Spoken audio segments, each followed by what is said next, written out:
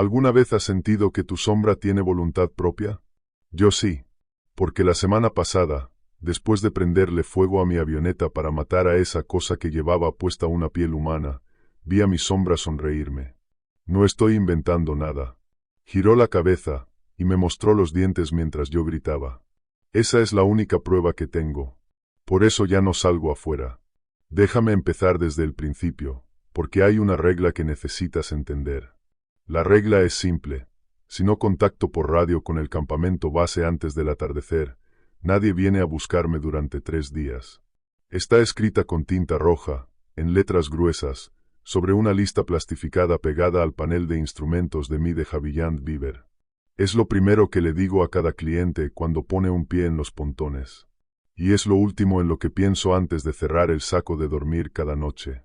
En 20 años guiando expediciones de caza a través de la columna fracturada del Yukón y los territorios del noroeste, nunca había fallado un registro.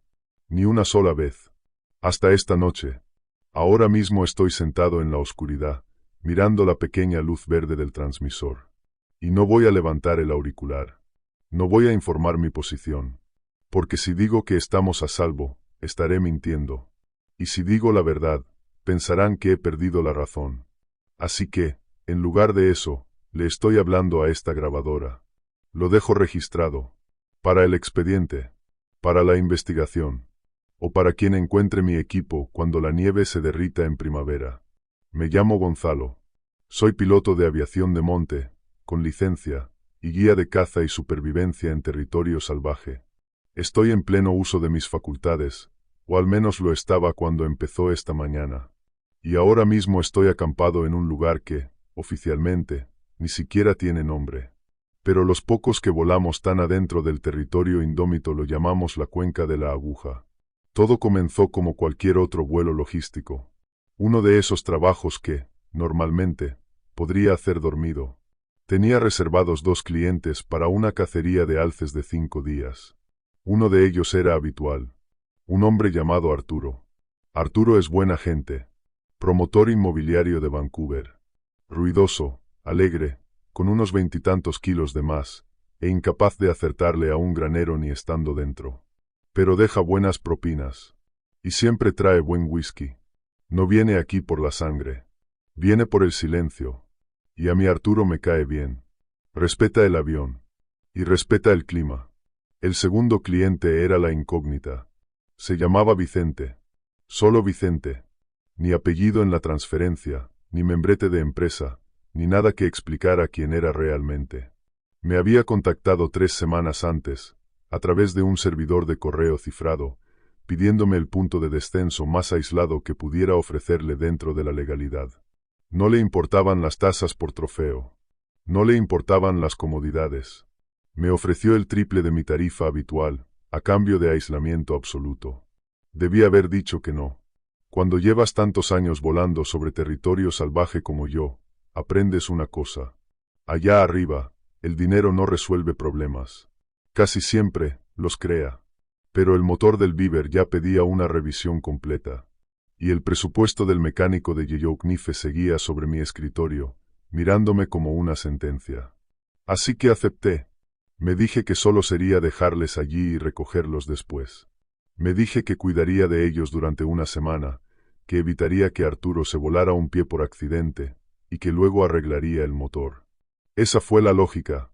Y ese fue el error. Nos encontramos en el aeródromo a las 6 en punto de la mañana.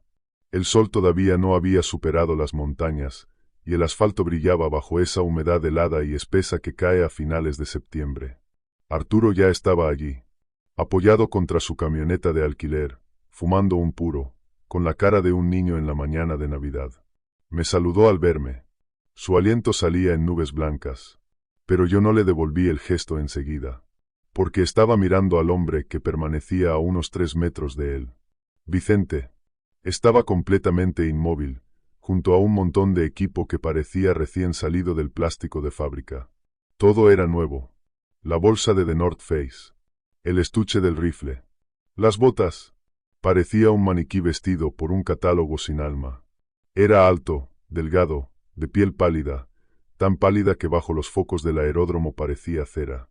Llevaba una parca gruesa, pero no la había cerrado, a pesar de que la temperatura apenas se mantenía por encima del punto de congelación. Me acerqué a ellos, con la grava crujiendo bajo mis botas. Primero le estreché la mano a Arturo, recibiendo el habitual apretón rompehuesos y una palmada en el hombro. Luego me giré hacia Vicente. Le tendí la mano.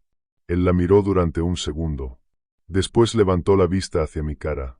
Sus ojos eran oscuros, planos.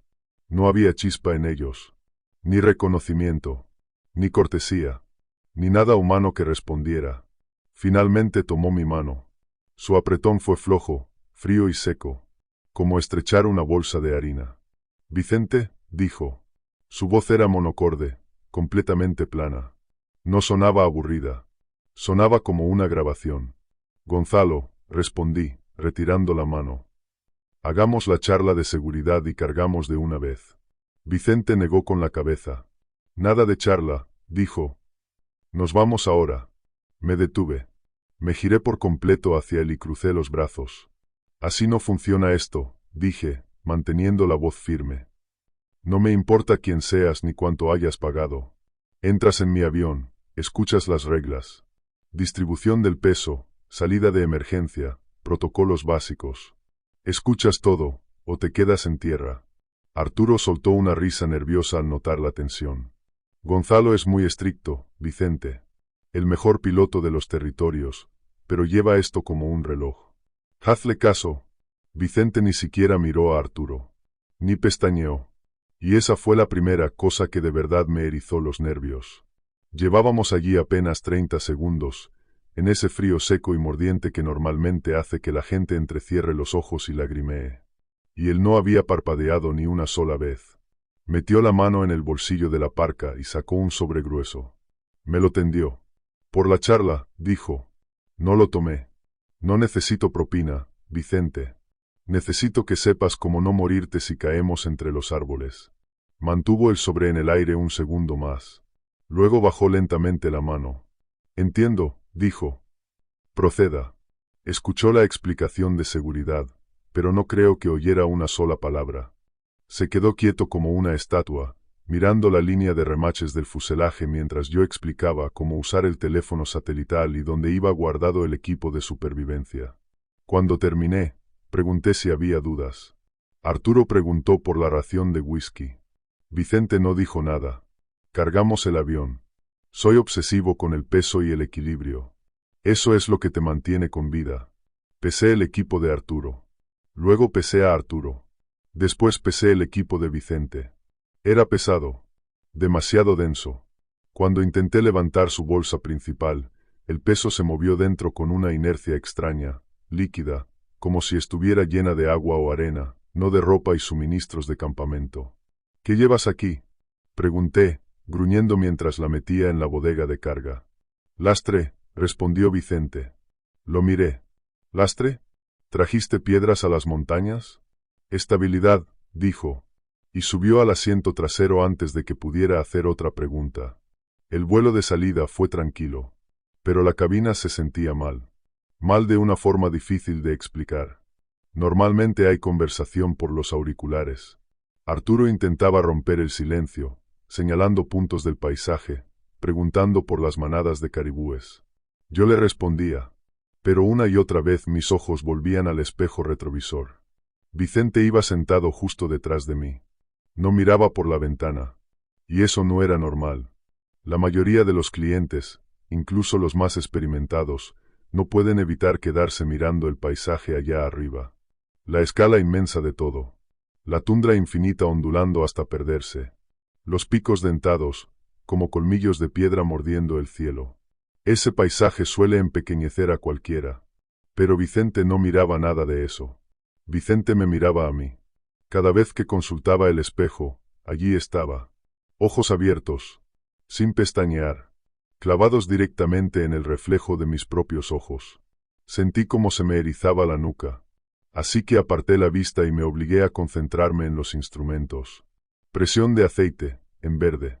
Temperatura de culata, estable. Y aún así, no podía quitarme de encima la sensación de que algo en ese vuelo ya había empezado a torcerse. Piloté hacia el norte, cruzando esa línea invisible donde el mapa deja de tener nombres y empieza a reducirlo todo a números de cuadrícula. Nos dirigíamos a la cuenca de la Aguja. Es una anomalía geológica, una depresión inmensa, cercada por picos altos y escarpados que bloquean los vientos dominantes. Tiene su propio microclima. Allí, los abetos crecen más densos, más altos, y el aire permanece siempre quieto. A los pilotos no les gusta ese lugar, porque la densidad del aire cambia de golpe en cuanto cruzas la cresta, y no hay corriente en el agua que te ayude a despegar. Tienes que aterrizar sobre un pequeño lago alimentado por glaciares, encajado en el centro de la cuenca como un ojo negro. Cuando nos acercamos a la línea de la cresta, la radio empezó a fallar. Primero fue una estática rítmica, pulsante, colándose a través del ruido de fondo. Ajusté la ganancia. Revisé las conexiones. No era una avería del equipo. Era interferencia. Estamos perdiendo algo de señal, dije por el intercomunicador. En cuanto bajemos, estaremos completamente fuera de la red. Suena a aventura, gritó Arturo, con la voz quebrada de emoción. Miré por el retrovisor. Vicente no se había movido. No reaccionó a la estática. Simplemente, esperaba. Incliné el víver sobre la cresta y reduje potencia. Descendimos dentro de la cuenca. La sensación fue inmediata. No era solo el cambio de presión. Era otra cosa. Una amortiguación. La vibración del motor pareció quedar absorbida por el aire. La luz también cambió. El sol estaba alto, pero allí abajo todo parecía sombrío, como si la claridad atravesara un vidrio sucio. Debajo de nosotros, el lago era una lámina de obsidiana completamente inmóvil, reflejando los acantilados dentados con tanta nitidez que costaba distinguir dónde terminaba la roca y dónde empezaba el agua. Alineé el descenso, vigilando el radar altímetro. Tomamos contacto en 30 segundos, anuncié. Los flotadores besaron la superficie con un siseo suave. Y nos asentamos. La inercia fue muriendo poco a poco, hasta que quedamos a la deriva en el centro del lago. Apagué el motor. La hélice fue perdiendo velocidad, chasqueando débilmente mientras se enfriaba. Y entonces, nos golpeó el silencio. He pasado mi vida en lugares silenciosos. Conozco el silencio de una cabaña en plena noche de invierno. Conozco el silencio del desierto. Pero aquello era distinto. Aquello tenía peso. Te presionaba los tímpanos. No había viento. No había agua golpeando los pontones. No había cantos de aves. Normalmente, cuando aterrizas un hidroavión, la fauna local reacciona. Los patos levantan el vuelo. Los cuervos graznan. Algún alce irrumpe entre la maleza. Allí, no pasó nada. La línea de árboles, una muralla densa de abetos negros a unos 200 metros de la orilla, permanecía inmóvil. Vaya, susurró Arturo. No exagerabas con lo del aislamiento, Gonzalo. Esto parece una catedral. No le respondí. Estaba observando la orilla, buscando cualquier movimiento. Mi instinto, esa parte primitiva del cerebro que me había mantenido con vida tras 3 accidentes aéreos, me gritaba que algo iba mal. Pero no podía demostrarlo. Abrí la puerta y salí al pontón. El aire era frío, con olor a ozono y agua estancada. Montemos el campamento mientras todavía queda luz, dije. Mi voz sonó demasiado fuerte en medio de aquel aire muerto. Descargamos el equipo en una pequeña lengua de grava que se adentraba en el lago. Era un buen sitio, lo bastante elevado como para mantenerse seco, y lo bastante abierto como para ver venir cualquier cosa. Trabajamos con un ritmo casi mecánico. Yo monté la tienda principal, una tienda de lona con estufa de leña que sería nuestra base. Arturo se ocupó del toldo de cocina, organizando las neveras y abriendo su primera cerveza. Vicente se quedó junto a su montón de equipo, observándonos. No se ofreció a ayudar. Solo permaneció allí, con los brazos caídos a los costados, mirándome mientras clavaba estacas en el suelo medio congelado. Vicente, lo llamé, secándome el sudor de la frente. ¿Te importaría echarme una mano con el mástil central? Es trabajo para 2. Giró la cabeza lentamente. Como una torreta. Por supuesto, dijo. Se acercó. Se movía con suavidad, casi deslizándose sobre las rocas irregulares. Era un movimiento elegante, pero de una manera inquietante. La elegancia de un depredador. Precisa. Económica. Sin un solo gesto desperdiciado. Sujetó el otro extremo del pesado poste de madera. Llevaba las manos desnudas. Estábamos ya a 10 grados bajo cero, con el sol cayendo hacia los picos, y él no llevaba guantes. ¿Quieres unos guantes?, le pregunté. La madera se astilla. No los necesito, respondió. Levantamos el poste. Lo sostuvo sin esfuerzo, absorbiendo un peso que normalmente hace resoplar a cualquiera. Lo encajamos en su sitio. Mientras yo tensaba los vientos de la tienda, me fijé en el sol.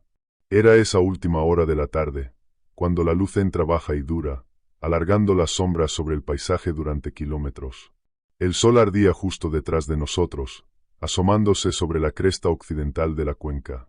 Golpeó la lona blanca de la tienda, y la hizo brillar. Golpeó a Arturo, que estaba sentado sobre una nevera a unos 15 metros, y proyectó sobre la grava la sombra larga y deformada de un hombre bebiendo cerveza. Me golpeó a mí, y vi mi propia sombra, gruesa y tosca dentro de la parca, estirándose hacia el agua. Y golpeó a Vicente. Yo estaba arrodillado a sus pies, tensando una cuerda. El sol le daba de lleno en la espalda. Bajé la vista al suelo para comprobar la posición de la estaca. La grava alrededor de sus botas estaba iluminada. Clara, limpia, intacta, parpadeé, convencido de que era un engaño del resplandor. La ceguera de la nieve puede jugarte malas pasadas con la percepción. Pero aún así, algo, en ese instante, empezó a helarme por dentro. Me froté los ojos con el dorso del guante, y volví a mirar. No había nada. Ninguna silueta. Ninguna mancha oscura. La luz no es que lo atravesara. Era peor. Era como si la luz, sencillamente, lo ignorara. O peor aún, como si él no interrumpiera en absoluto el camino de los fotones. Era un objeto sólido. Podía sentir su peso sobre la tierra. Veía la hendidura que dejaban sus botas en la grava. Pero, física y ópticamente, no proyectaba sombra. Se me trabó la respiración en la garganta. Me quedé inmóvil, con la mano aferrada al mazo. Intenté racionalizarlo al instante. Mi cabeza disparó explicaciones una detrás de otra. La luz reflejada por la tienda, un ángulo extraño del sol, la polarización de las gafas. Me quité las gafas de sol. El mundo se volvió más brillante, más nítido. La grava seguía iluminada detrás de sus talones. Volví la vista hacia Arturo. Su sombra era oscura, definida, alargándose unos 6 metros sobre el suelo. Miré las estacas de la tienda. También proyectaban pequeñas sombras. Vicente, en cambio, estaba allí de pie, como una grieta en la lógica del mundo. Me incorporé despacio. El corazón me golpeaba las costillas con un ritmo frenético. No quería girarme. No quería mirarlo. Me quedé mirando el horizonte, el sol blanco y cegador, forzando la vista para que se ajustara, para encontrar la sombra que tenía que estar allí. Porque así funciona la física. Bloqueas la luz y produces oscuridad. Esa es la regla. Igual que el registro por radio. Igual que la gravedad. Gonzalo. La voz de Vicente sonó justo detrás de mi oreja. Demasiado cerca. No lo había oído moverse. No hubo crujido de grava. Ningún roce de tela. Solo aquella voz plana, muerta, vibrando en el aire junto a mi cabeza. Me giré. Me estaba mirando. Tenía el rostro a pocos centímetros del mío. Bajo aquella luz brutal, sus pupilas eran apenas puntas de alfiler, rodeadas por unos iris del color del hielo sucio. No estaba respirando. Podía ver el vapor de mi propio aliento elevándose entre los dos. Pero de su boca y de su nariz no salía nada. Inclinó la cabeza apenas un poco, con un gesto que me recordó a un pájaro observando un gusano. ¿Te molesta la luz, Gonzalo?, preguntó. No fue una pregunta casual. La entonación estaba mal. No sonaba preocupado. Sonaba curioso, clínico, como si supiera exactamente lo que yo había visto. O, peor aún, lo que no había visto. Sabía que había buscado su sombra. Sabía que no la había encontrado. Y quería saber si mi mente ya empezaba a quebrarse. Di un paso atrás y casi tropecé con uno de los vientos de la tienda. Ese solo es el resplandor, balbuceé. Mi voz sonó débil, patética. El sol pega fuerte a esta altitud. Vicente sonrió. Fue un estiramiento lento, mecánico, de los labios.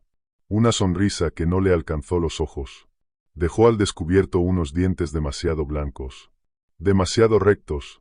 Sí, dijo. La luz revela muchas cosas aquí. Hizo una pausa. Por eso elegí este lugar. Aquí no hay distracciones. Sostuvo mi mirada un segundo más de lo soportable. Luego se volvió y caminó hacia el lago. Lo observé alejarse. Caminó directamente hacia el sol. Y mientras avanzaba, la grava a su espalda seguía perfectamente iluminada. Imposiblemente iluminada. Me quedé allí mucho rato, apretando el mazo hasta que los nudillos se me pusieron blancos. Arturo gritó algo sobre que la cerveza se estaba calentando. No le respondí. Miré el reloj. Eran las 6. La hora del atardecer. La hora en que debía comunicarme con el campamento base. La hora en que se suponía que debía decirle al mundo que estábamos a salvo. Miré la radio sujeta a mi cinturón. Luego miré a Vicente, de pie junto a la orilla, una silueta que no debería existir, contemplando cómo el sol descendía. No extendí la mano hacia la radio. No pude, porque si pulsaba ese micrófono, si hablaba con el mundo exterior, tendría que admitir que había algo en el campamento con nosotros. Algo que parecía un hombre, pero que quebraba las leyes de la física con solo quedarse quieto. Y una certeza terrible empezó a hundirse dentro de mí. Si intentaba explicarlo, si intentaba advertir a alguien, Vicente lo sabría. Lo oiría en la estática. Sentiría la señal abandonando la cuenca. Así que dejé que el sol desapareciera detrás de la cresta. Dejé pasar la hora del registro. La sombra de la montaña se tragó el campamento, hundiéndonos en un crepúsculo azul y helado. Y por primera vez en 20 años, oficialmente, estoy desaparecido. Pero no es estar perdido lo que me da miedo. Lo que me aterra es que ahora que el sol se ha ido, ahora que el mundo está oscuro, Vicente parece más cómodo. Parece pertenecer a esta penumbra. Y Arturo, pobre Arturo, alegre e inconsciente, sigue sentado junto al fuego, riéndose de un chiste que nadie contó. Mientras la cosa que me pagó en efectivo para traerla hasta aquí permanece en la oscuridad, observándonos con unos ojos que no necesitan parpadear. Voy a dejar esta grabadora encendida. Voy a documentarlo todo, porque ya no creo ser el guía. Creo que soy el cebo. No dormí. Me quedé sentado, con la espalda apoyada contra la lona helada de la tienda, escuchando aquel silencio que me zumbaba en los oídos como un tinnitus enfermo. Llevaba la grabadora en la mano. Le había cubierto la luz roja con cinta, para que no delatara mi posición. Pero no le dije una palabra más. Solo me quedé mirando la solapa de la entrada. Cada vez que la tela temblaba en aquel aire estancado, mis dedos se cerraban con más fuerza sobre la empuñadura del Magnum del 44 que llevo en la funda del pecho. Es un arma para osos, cargada con balas de plomo duro, hechas para atravesar hueso grueso y carne fibrosa. Pero mientras las horas pasaban y la temperatura dentro de la tienda se desplomaba, no podía quitarme de encima la sensación de que, si llegaba a usarla, las balas simplemente atravesarían a Vicente, como si disparara contra humo. Arturo roncó durante toda la noche. Un sonido húmedo, traqueteante, de esos que normalmente me sacan de quicio. Pero aquella noche se sintió como un salvavidas. Era el único sonido humano en toda la cuenca de la aguja. Afuera no había nada. Ni viento entre los abetos, ni lobos aullando en la cresta. Solo una presión pesada, sofocante, que no se parecía a la ausencia de ruido, sino a la presencia de un vacío. Miraba el reloj cada 10 minutos. La esfera luminosa era la única luz que me permitía. Las 2, las 3, las 4.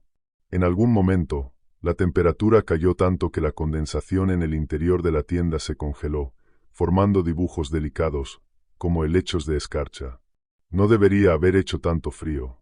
Sí, era finales de septiembre, pero el termómetro marcaba 20 bajo cero. Temperatura de enero. Aquello era una bolsa localizada de frío extremo, asentada justo encima de nosotros. Y cuando el sol por fin asomó por encima de los picos del este, no trajo calor. Solo convirtió aquel mundo gris en una blancura dura, cegadora. Abrí la cremallera de la tienda y salí. Mis botas crujieron con fuerza sobre la grava cubierta de escarcha.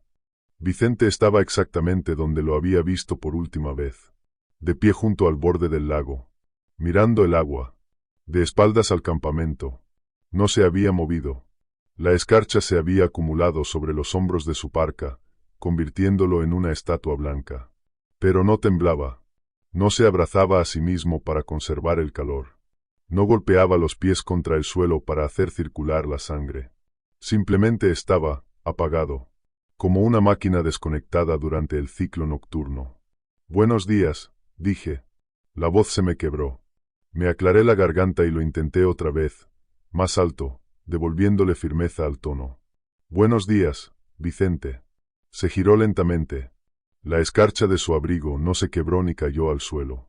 Solo pareció absorberse en la tela mientras se movía. Su rostro estaba pálido, intacto ante el frío, sin nariz enrojecida, sin labios agrietados. Tenía los ojos completamente abiertos. Y por un segundo, solo una fracción de segundo, creí ver algo moviéndose detrás de sus pupilas. Una geometría oscura, cambiante, que no coincidía con el reflejo de las montañas. Y luego desapareció, sustituida otra vez por aquella mirada plana y muerta. «Buenos días, Gonzalo», dijo. «El aire está muy claro hoy».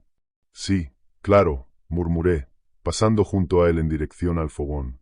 Necesitaba café. Necesitaba actuar como si aquello fuera un trabajo normal. Como si no estuviera aterrado del hombre que me estaba pagando. Encendí el fuego, alimentándolo con ramas secas de abeto hasta que rugió con fuerza.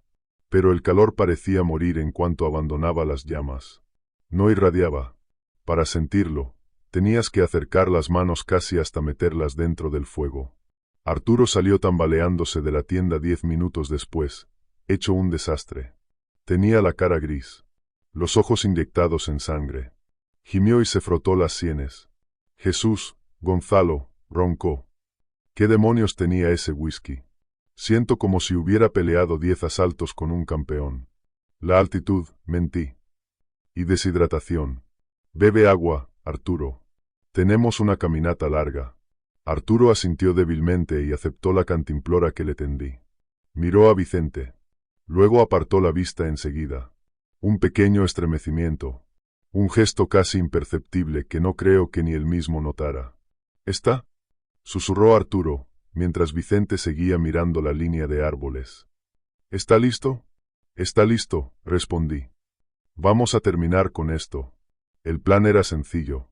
Subiríamos por la ladera de Pedrera hacia el norte, ganaríamos altura y observaríamos los valles en busca de alces. Había visto señales desde el aire al entrar. Senderos de paso cruzando los prados alpinos. Allá arriba debía de haber machos empujando a las hembras en plena berrea. Era una cacería de manual. Pero en cuanto dejamos el campamento y entramos en la línea de árboles, el manual dejó de servir. El bosque de la cuenca de la Aguja es antiguo. Los abetos son estrechos, atrofiados por los inviernos brutales, pero crecen tan juntos que sus ramas se entrelazan, formando una bóveda que bloquea el cielo. Allí dentro reina una oscuridad constante, un crepúsculo perpetuo de marrones y verdes. Normalmente, caminar por un bosque así es ruidoso. Rompes ramas, arrastras las botas sobre líquenes y agujas secas. Pero allí, el suelo estaba cubierto por una capa gruesa de musgo esponjoso que se tragaba cada paso. Nos movíamos como fantasmas. Yo iba en cabeza, marcando un ritmo lento por Arturo. Vicente caminaba detrás de mí. Arturo cerraba la marcha. No dejaba de mirar la brújula. La aguja flotaba con pereza, desviándose 10 grados al este, y luego 10 al oeste. Una anomalía magnética. Pasa en esas tierras. Depósitos de hierro en la roca. Pero, combinada con la interferencia de radio del día anterior, me ponía nervioso. Yo dependo de mis herramientas. Y cuando mis herramientas me mienten, me siento ciego. Llevábamos cerca de 1 hora caminando cuando encontramos el primer rastro. Era de un macho de alce. Grande, por el tamaño de la huella. El barro estaba fresco. Aún no se había congelado. «Aquí vamos», susurré, arrodillándome. «Pasó por aquí hace unas 2 horas. Va hacia la cresta». Arturo se animó al instante. La posibilidad de la caza atravesó la resaca como una descarga. Se descolgó el rifle del hombro y revisó la mira. Guíanos, Gonzalo. Seguimos el rastro del macho durante 2 millas. Las señales eran claras. Ramas rotas. Marcas en los árboles jóvenes, donde había restregado la cornamenta. Excrementos que aún humeaban levemente en el aire helado.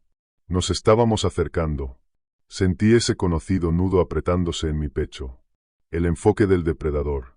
Durante unos minutos, me olvidé de la sombra. Me olvidé del frío. Volví a ser solo un guía haciendo su trabajo. Y entonces, el rastro se detuvo. Estábamos en un claro pequeño, una abertura natural entre los árboles de unos 50 metros de ancho. Las huellas del alce llegaban directas hasta el centro del espacio abierto. La tierra estaba revuelta, hundida, marcada por el trote del animal. Y después, nada. Caminé en círculos, ampliando la búsqueda. Los alces no vuelan. No se desvanecen. Si hubiera salido corriendo, las huellas serían más profundas, más separadas. Si hubiera dado media vuelta, habría visto el cambio en la dirección del rastro. Pero la pista simplemente terminaba allí. Como si el animal hubiera sido levantado en vertical, arrancado del suelo y alzado hacia el cielo. ¿A dónde fue?, preguntó Arturo, sin aliento, apoyado contra un árbol en el borde del claro. Tenía peor aspecto que antes. La piel se le veía pastosa, brillante de sudor frío. Temblaba con violencia. No lo sé, dije, clavando la mirada en la última huella. Hice una pausa. Aquí el suelo está congelado. Tal vez no dejó marca. Era mentira. Un animal de casi 400 kilos siempre deja marca. No me siento bien, Gonzalo, dijo Arturo. Cayó sobre una rodilla, apretándose el estómago. Siento que me están vaciando, como si me estuviera congelando por dentro. Empecé a acercarme a él, pero Vicente llegó primero. Salió de las sombras de la línea de árboles y se plantó sobre Arturo. Fatiga, dijo Vicente. Su voz era plana, vacía de cualquier compasión. Los débiles sufren en este aire. Y mientras Vicente estaba allí de pie, volví a verlo. El sol estaba ya alto, filtrándose entre las ramas en haces de luz blanca. Uno de esos haces cayó directamente sobre Vicente. Iluminó el hombro de su parca, la capucha, el rostro, pero sobre Arturo, encogido dentro de la supuesta sombra de Vicente, la luz no disminuyó. El sol le daba en la cara con la misma intensidad, como si Vicente no estuviera allí, como si fuera un cristal con forma de hombre. Y Arturo reaccionó. En cuanto Vicente se inclinó sobre él, Arturo tuvo una arcada. Se dobló sobre el musgo, sacudido por espasmos secos. «Aléjate», jadeó Arturo, retrocediendo sobre manos y rodillas. «Apártate de mí». Su voz se quebró. Estás helado. Dios, estás tan helado. Me interpuse de inmediato. Atrás, Vicente, ordené, colocándome entre los dos. Y yo también lo sentí. Estar a su lado era como estar junto a un congelador industrial abierto. No era solo el ambiente. No era el frío del bosque. Era otra cosa. Una succión activa. Podía sentir como el calor salía de mi cuerpo y desaparecía dentro de él. Se me erizó el vello de los brazos. Una descarga estática me recorrió la piel, dejándome un sabor metálico, a cobre, en el fondo de la garganta. Vicente me miró. No parecía enfadado. Parecía decepcionado. «Está arruinando la cacería», dijo. «La cacería se acabó por ahora», respondí. «Vamos a hacer una pausa. Arturo necesita comida y agua». Ayudé a Arturo a sentarse sobre un tronco caído, en el extremo opuesto del claro, lo más lejos posible de Vicente. Le metí a la fuerza tiras de carne seca y fruta deshidratada. Lo obligué a beber agua. Poco a poco fue recuperando algo de color, pero las manos seguían temblándole. «Hay algo mal en él, Gonzalo», susurró Arturo, inclinándose hacia mí para que Vicente no lo oyera. «Te lo digo en serio, no es solo su forma de ser. Es física. Cuando se acerca, el sonido desaparece». Tragó saliva. «¿Te diste cuenta? Dejé de oír a los pájaros. Dejé de oír hasta mi propia respiración». «Sí», respondí en voz baja. «Lo noté». «Tranquilo, Arturo. Enseguida volveremos al lago». Arturo alzó la vista hacia mí, con los ojos llenos de pánico. No quiero volver al lago con él. Quiero irme a casa. Llama al avión, Gonzalo. Llama para que nos recojan. Negué con la cabeza. La radio no funciona dentro de la cuenca. Tenemos que salir en el horario previsto. No le dije que yo no había hecho el registro. No le dije que nadie vendría, porque yo mismo había roto el protocolo. Mientras Arturo descansaba, no le quité los ojos de encima a Vicente. Se había movido hasta el centro del claro, exactamente al punto donde terminaban las huellas del alce. Miraba al suelo, pero no buscaba rastros. Estudiaba el vacío. Y entonces vi el fallo. La grieta en la realidad. Vicente echó a andar otra vez, recorriendo el perímetro del claro. Pasó por detrás de un abeto joven, de poco más de 1,5 metros. Y al hacerlo, el árbol no se limitó a ocultarlo. El árbol se deformó. Durante una fracción de segundo, las ramas parecieron curvarse hacia adentro, tirando hacia él, como si Vicente fuera un pozo gravitatorio. La luz alrededor de su silueta onduló, como el temblor del aire caliente sobre una pista de aterrizaje. Solo que aquello no era calor. Era frío. Una distorsión en la lente del mundo. Me froté los ojos, pensando que podía ser un aura de migraña. Miré de nuevo. Pasó junto a una roca gris. La roca pareció estirarse hacia él, y luego volvió de golpe a su forma normal. Era algo sutil, casi imperceptible. Si no hubieras estado mirándolo expresamente, lo habrías pasado por alto.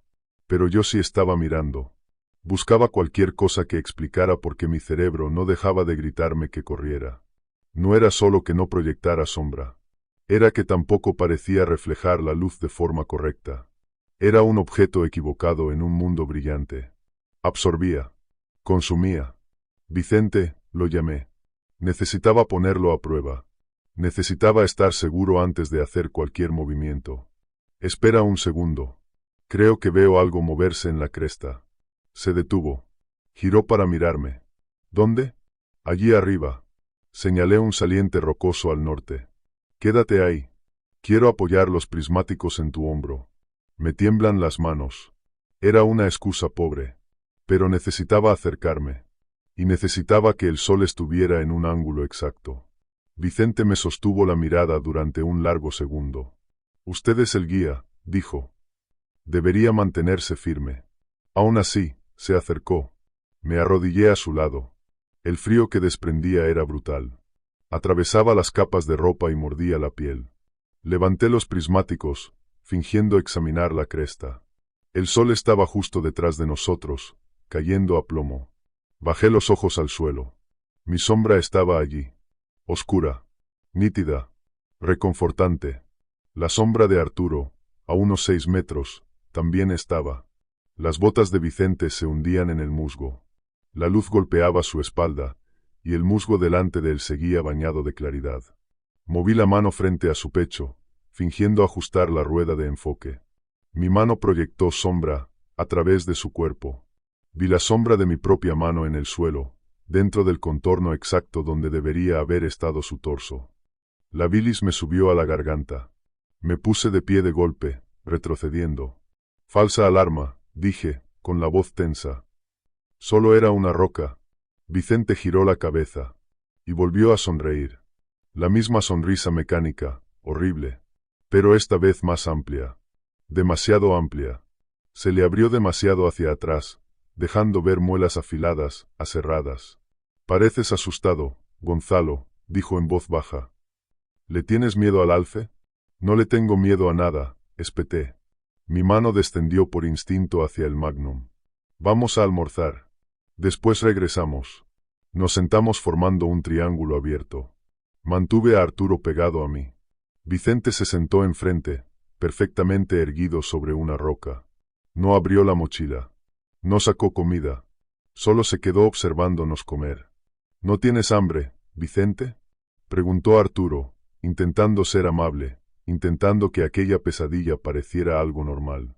Comeré más tarde, dijo Vicente. Cuando el trabajo esté hecho. ¿Qué trabajo?, preguntó Arturo. No conseguimos al alce. Rastrear es trabajo. Observar es trabajo. Yo estaba masticando una barra de granola que sabía a serrín. Y no dejaba de mirar las manos de Vicente. Reposaban sobre sus rodillas, perfectamente quietas, sin un tic, sin un temblor, sin el menor gesto nervioso. Y entonces me fijé en sus dedos. Parecían largos, más largos de lo que habían sido esa misma mañana. Las articulaciones se veían hinchadas, los nudillos, demasiado marcados, como si la piel estuviera estirándose, intentando dar cabida a algo que creciera debajo. Levanté la vista hacia su rostro. Me estaba mirando, pero no a los ojos. Miraba mi cuello. Miraba el pulso que yo sentía martilleando contra el borde del cuello de la chaqueta. Y de pronto, el silencio de la cuenca se rompió. No fue un pájaro. No fue el viento. Fue un chillido de estática. Agudo. Brutal. Me llegó desde el cinturón. Di un salto y la barra de granola se me cayó de la mano. Arturo soltó un grito ahogado. Yo agarré la radio. Era la unidad portátil, la que uso para comunicaciones de corto alcance con el avión. Debería haber estado en silencio. El avión estaba a casi 5 kilómetros, apagado. Y no había nadie más en esa frecuencia. La estática volvió a estallar. Un rugido de ruido blanco que sonaba húmedo, orgánico. Y entonces una voz logró abrirse paso. Gonzalo. La sangre se me heló. No era el campamento base. No era otro piloto. Era mi voz. Una grabación de mi propia voz, distorsionada, cortada en fragmentos y cosida de nuevo de forma monstruosa. Sonaba como yo, pero con el ritmo equivocado, con el tono quebrándose y deslizándose de forma antinatural. Gonzalo, registro, regla del atardecer. Arturo miró la radio con los ojos desorbitados. Gonzalo, ¿ese eres tú? ¿Quién demonios es ese? Metí los dedos torpemente en la rueda del volumen, intentando bajarlo. Pero el mando giró flojo, inútil, sin responder. Y la voz sonó aún más fuerte. Mintiendo. A salvo. Cebo. Cebo. Repetía las palabras que yo había dicho la noche anterior en la grabadora. Las palabras que había pronunciado dentro de la tienda. Palabras que nadie debería haber oído. Levanté la vista hacia Vicente. No se había movido.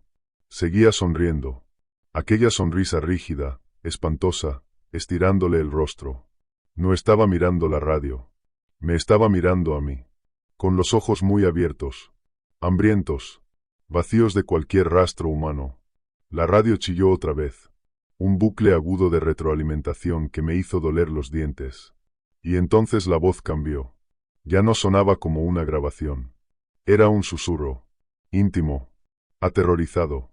Hablando directamente al micrófono desde algún lugar muy cercano. Corre. Era mi voz. Pero sonaba como si me estuviera muriendo. No pensé. No comprobé nada. Agarré a Arturo por el hombro de la chaqueta y lo levanté de un tirón. ¡Muévete! Grité. Arturo, vuelve a la línea de árboles. Ahora. ¿Qué? ¿Por qué? Balbuceó él, tropezando. No lo mires. Rugí, sacando el magnum. Corre. Le apunté a Vicente. Él ni se inmutó. No apartó la vista. No miró el cañón. Siguió sentado sobre la roca, bañado por aquella luz imposible. Y entonces echó la cabeza hacia atrás. No se rió. Abrió la boca, y de su garganta empezó a brotar aquel sonido. La estática. Ese rugido húmedo, desgarrado. No era interferencia de radio. Era él. Él estaba emitiendo. ¡Corre! Le grité a Arturo, empujándolo hacia los árboles. Arturo arrancó por fin, con el pánico imponiéndose al desconcierto. Salió disparado, rompiendo la maleza a su paso. Yo lancé una última mirada a Vicente. Se puso de pie. Pero el movimiento estaba mal. No se impulsó con las piernas. Simplemente, se desplegó. Se alzó en vertical como una marioneta tirada por un hilo invisible. Y era más alto ahora. Mucho más alto. La parca se tensaba en las costuras, como si ya no pudiera contener lo que había dentro. El registro, dijo Vicente. Su voz ya no era una voz. Retumbaba. Se superponía a la estática, al chillido que seguía saliendo de mi cinturón. Perdiste el registro, Gonzalo. Rompiste la regla. Entonces me di la vuelta, y corrí. Corrí más rápido de lo que había corrido en 20 años. Corrí hasta que los pulmones me ardieron. Hasta que el sabor a cobre me llenó la boca. No miré atrás, pero podía sentirlo. Podía sentir aquel frío mordiéndome los talones. Podía sentir como el silencio del bosque se hacía añicos a nuestra espalda, mientras algo pesado y veloz desgarraba la espesura, acortando la distancia. No estábamos cazando alces. Nunca lo estuvimos. Solo estábamos llevando la comida hasta la mesa. No dejé de correr hasta que el sabor de la sangre en mi boca fue más intenso que el sabor del miedo. Atravesamos a trompicones el denso bosque de abetos, rasgándonos la ropa con ramas secas y quebradizas que estallaban a nuestro paso como dedos de esqueleto. El silencio de la cuenca de la aguja no se había roto por el ruido de la persecución, sino por la violencia desesperada de nuestra propia huida. Podía oír a Arturo detrás de mí, jadeando como un fuelle roto. Sus botas pesadas tropezaban sobre la gruesa alfombra de musgo, que parecía querer aferrarse a nuestros tobillos y arrastrarnos hacia la tierra helada. Cada instinto que había afilado en 20 años volando sobre territorio salvaje me gritaba que siguiera moviéndome, que pusiera la mayor distancia posible entre nosotros y la anomalía que se había levantado sobre aquella roca. Pero la parte de mí que aún era guía, la parte responsable de la vida del hombre que corría detrás de mí, sabía que no podíamos mantener ese ritmo. Arturo tenía 60 años. Estaba pasado de peso, y estaba aterrado más allá de lo que su corazón podía soportar. Si Vicente no lo mataba, lo haría un infarto. Frené en seco dentro de una pequeña depresión del terreno, un hueco formado por las raíces de 3 enormes abetos que habían crecido entrelazados en un nudo retorcido.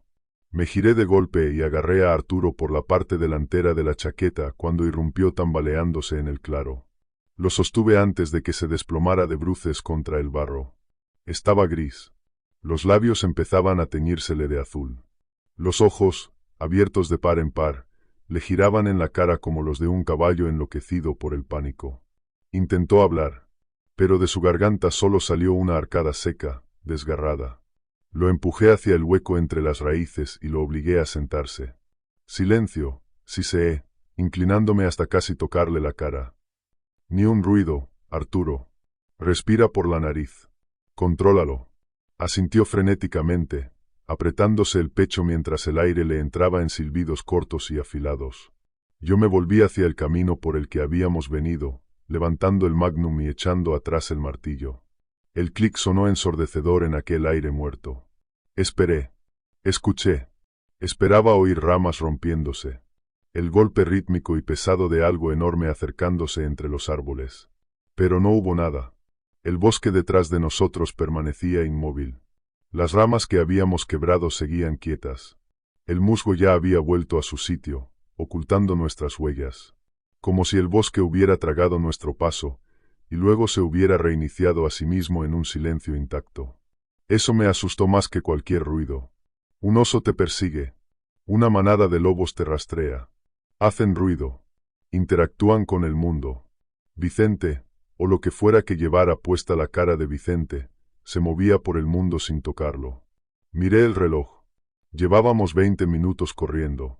Estaríamos a poco más de 1 milla del claro donde habíamos parado a comer, avanzando más o menos hacia el sureste, de vuelta al lago y al avión. Pero el avión no servía de nada. Sabía que el motor estaba frío, que el aceite, con aquella helada antinatural, sería espeso como melaza. Harían falta al menos 20 minutos de precalentamiento con el soplete solo para poder mover la hélice. Y no creía que Vicente estuviera dispuesto a concedernos tanto tiempo. No viene, susurró Arturo. Su voz era un fragmento roto, afilado. ¿Por qué no viene, Gonzalo? No lo sé, respondí, sin apartar los ojos de la línea de árboles. Tal vez no necesita perseguirnos. Tal vez ya sabe a dónde vamos. El avión, dijo Arturo, aferrándose a mi brazo con una fuerza sorprendente. Tenemos que llegar al avión. Tragó saliva. Tenemos que salir volando. Ahora. Lo miré. El empresario jovial que bebía whisky y soltaba chistes había desaparecido. En su lugar quedaba un hombre cuya realidad se había hecho pedazos. No podemos volar, Arturo. El motor necesita calor. Y aunque pudiéramos arrancarlo, no podríamos despegar en este aire. Negué con la cabeza. La densidad está mal. Se siente como si estuviéramos bajo el agua. Nunca lograríamos entrar en planeo sobre los flotadores. Entonces rodamos, suplicó Arturo. Las lágrimas le abrían surcos entre la suciedad de la cara. Rodamos hasta el centro del lago. Flotamos allí. Él no puede caminar sobre el agua, ¿verdad? Por favor, Gonzalo, no puedo seguir aquí fuera con él. Su voz tembló. Yo lo vi. Yo también lo vi, Arturo. Se levantó. Se hizo más alto. No, Arturo negó con violencia. No eso. Antes. Respiraba a tirones. Cuando estabas mirando hacia la cresta con los prismáticos, yo lo miré a él. Lo miré directamente. Arturo apretó los ojos con fuerza y se estremeció. Se abrió, Gonzalo. Me quedé inmóvil. ¿Qué quieres decir con que se abrió? ¿Se quitó la parca? No, susurró Arturo. Se abrió por el contorno. Tragué saliva. Arturo seguía temblando. Estaba ahí de pie, y los bordes de su cuerpo, justo donde la chaqueta tocaba el aire, simplemente se abrieron. Como una costura que cede. Hizo una pausa. La nuez le subió y bajó en la garganta. Y dentro. Su voz se quebró. Dentro no había un hombre. No había carne. No había huesos. Solo profundidad. Respiró con dificultad. Era como mirar dentro de un pozo que no termina nunca. Y luego volvió a cerrarse. Se cerró otra vez como si nada. Me vio mirándolo, Gonzalo. Me vio, sonrió, y volvió a cerrarse.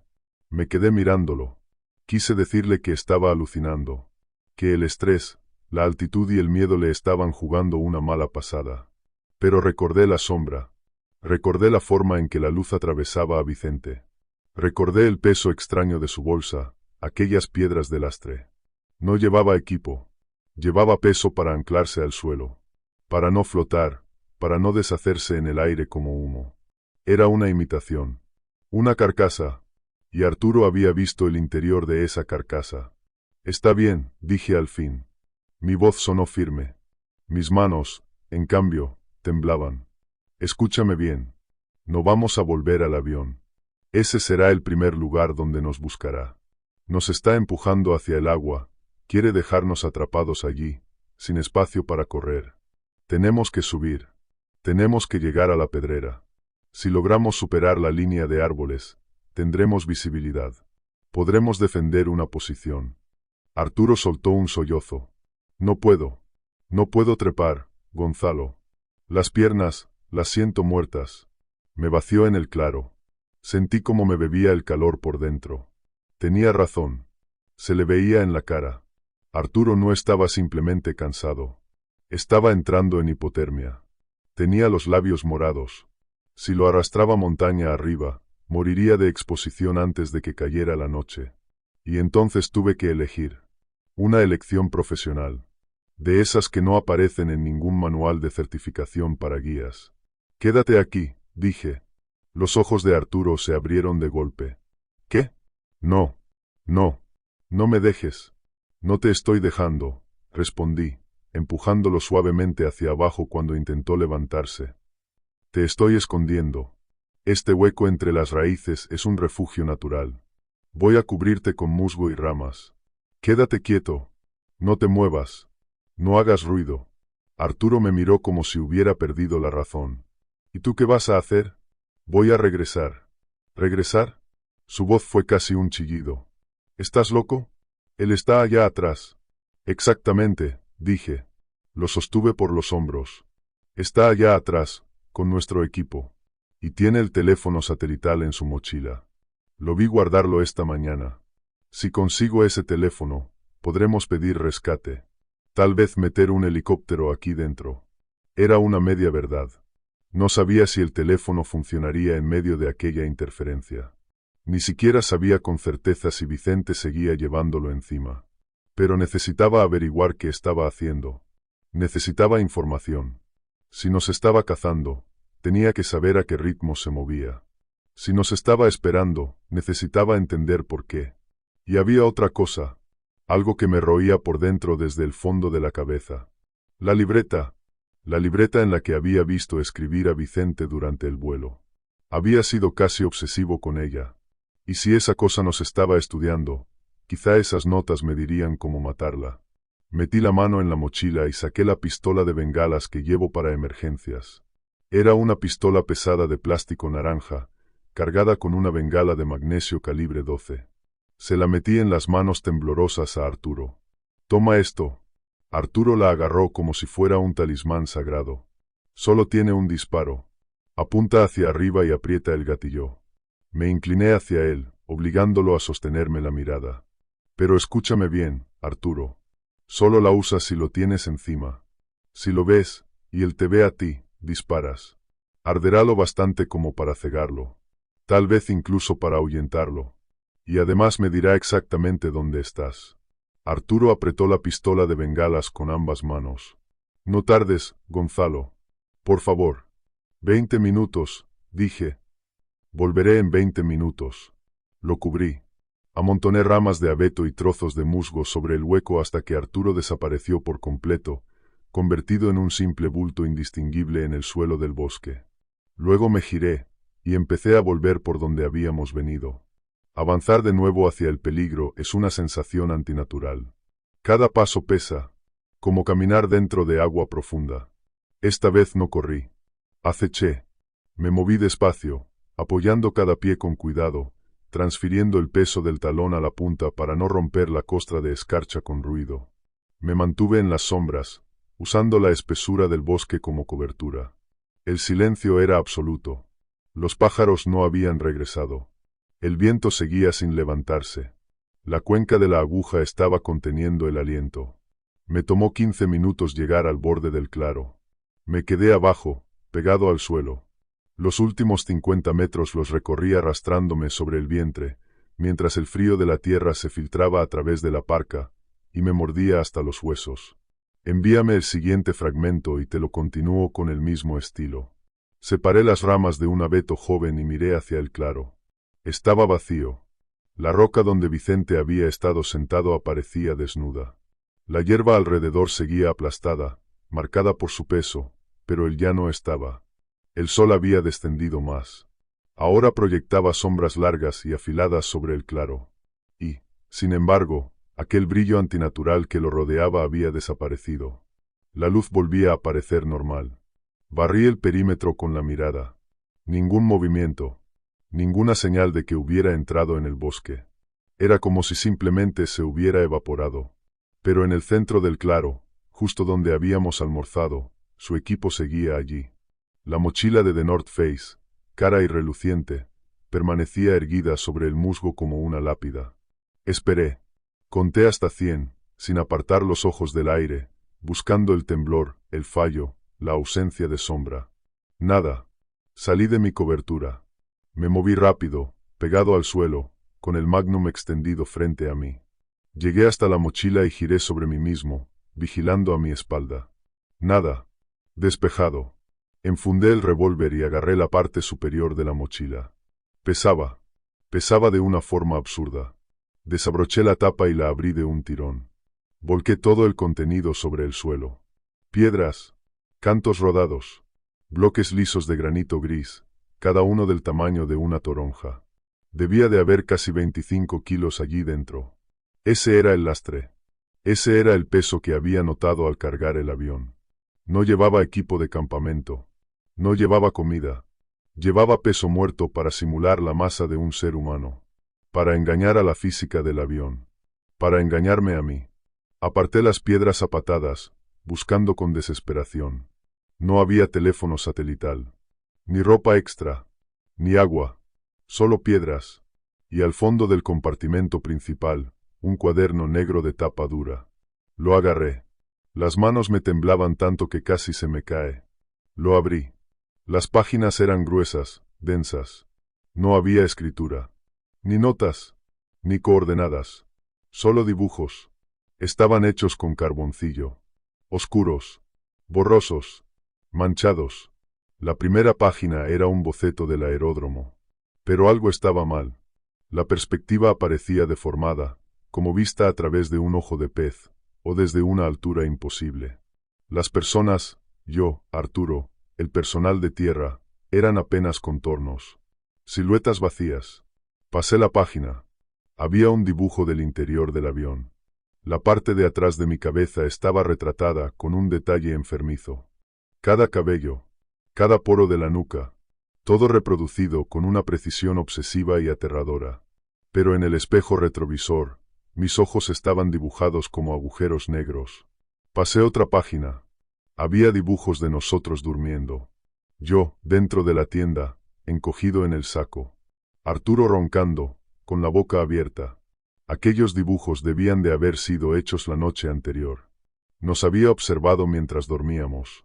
Había permanecido allí, en la oscuridad, dibujando nuestra vulnerabilidad. Y luego llegué a la última página. Era un dibujo del mismo claro en el que yo estaba arrodillado en ese instante. Los árboles estaban detallados con exactitud. Las rocas colocadas en su sitio exacto. En el centro de la hoja estaba la mochila. Y, arrodillado junto a la mochila, estaba yo. Me quedé mirando el dibujo de mí mismo, mirando el dibujo. Sentí que el estómago se me desplomaba. La perspectiva del boceto venía desde arriba. Desde la línea de árboles, justo detrás de mí. Solté el cuaderno.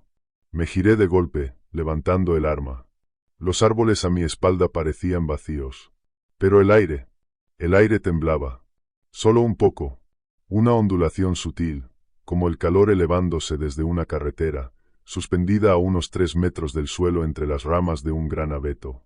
Entrecerré los ojos. La distorsión se movió. Se deslizó por el tronco como una gota de aceite. No era Vicente.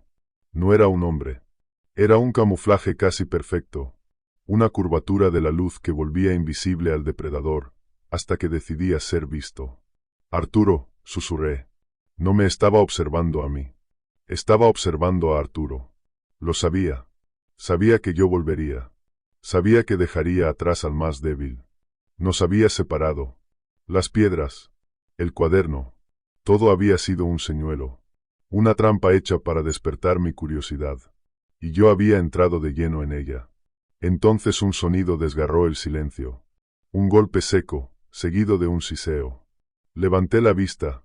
Una línea roja, brutal, cegadora, salió disparada hacia el cielo al sureste.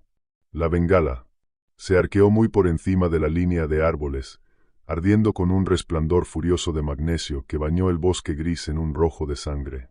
¡Arturo!, grité, y eché a correr. Ya no me importaba el ruido. Ya no me importaba el sigilo. Corrí hacia la luz, estrellándome contra la espesura. Y entonces llegó el grito. No fue el grito de un hombre herido. Fue el grito de un hombre cuya mente acaba de romperse. Un alarido agudo, ondulante, hecho de terror puro. De terror destilado. Un sonido que parecía no terminar nunca, rebotando contra las paredes de la cuenca, llenando todo el valle con el eco de un alma deshaciéndose. «Ya voy», rugí, pero mi voz sonó pequeña, ridícula, patética frente a la inmensidad de la cuenca de la aguja. «Arturo, aguanta». La bengala alcanzó su punto más alto y empezó a caer, descendiendo bajo su pequeño paracaídas. La luz roja oscilaba entre los árboles, proyectando sombras monstruosas que se retorcían entre los troncos. Y entonces el grito se cortó. No se apagó poco a poco. No se ahogó en un gorgoteo. Se detuvo de golpe, como una radio al ser apagada. Después llegó otro sonido. Un golpe húmedo, pesado. El ruido de una media res cayendo sobre concreto desde una gran altura. Y luego, silencio. Frené en seco. Estaba a unos 50 metros del hueco entre raíces donde lo había escondido. La bengala se consumía en el suelo, en algún punto por delante de mí, proyectando una luz roja moribunda y temblorosa a través de la maleza. «Arturo», lo llamé. Nada. Avancé. Lento, con el magnum temblando en la mano. Llegué hasta el hueco entre raíces. Las ramas de abeto que había amontonado para cubrir a Arturo estaban esparcidas por todas partes. El musgo aparecía desgarrado, removido, hundido en la tierra congelada. Arturo ya no estaba, pero no se había ido caminando. No había huellas que se alejaran del lugar. El musgo alrededor del escondite no estaba pisoteado. Seguía intacto, perfecto, salvo en el centro. Levanté la vista hacia el árbol que se alzaba sobre el refugio. Las ramas estaban rotas, quebradas hacia arriba.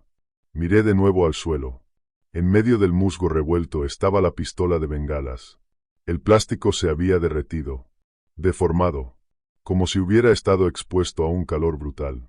Y junto a ella yacía la bota de Arturo. Solo la bota, aún atada. El pie seguía dentro. La pierna terminaba en el tobillo, cercenada de forma limpia. Sellada. No había sangre. La carne en el punto del corte era gris.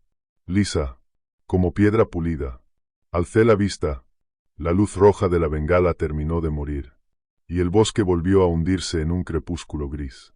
Pero allá arriba, en la oscuridad de la copa, algo se movía. Un roce.